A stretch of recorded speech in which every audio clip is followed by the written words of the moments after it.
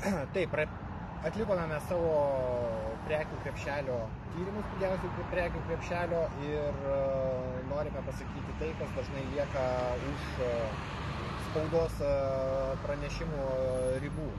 Tai mes norim pasakyti, kad pigiausių prekių krepšelis rugpjūčio mėnesį buvo 70 eurų su centais, tai jis praktiškai toks pats kaip praeitų metų rugpjūčio mėnesį.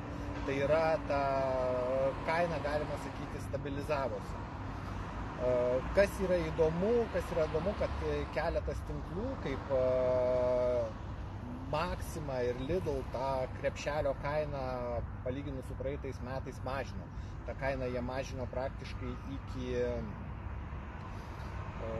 praeitų metų kovo, galima sakyti, prieš karinio lygmens, tuo tarpu kai kurie tinklai vis dar bandė kelti jo kainą aukštyn. Vienas iš tokių kainų kelimo fanatų, tai yra tinklas, kuris yra už mūsų nugaros, Taiki.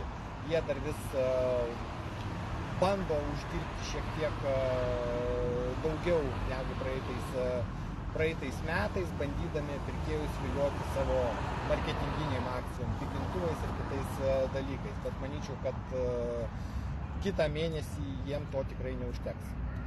O jeigu kalbėti apie reitingą, kaip jisai išsirikiavo? Tai reitingė pigiausias tinklas yra Maxima, vėliau seka Lidl, po to Barbora, Rimi ir Norfa, Suiki ir Last Mile yra pačiame reitingo gale.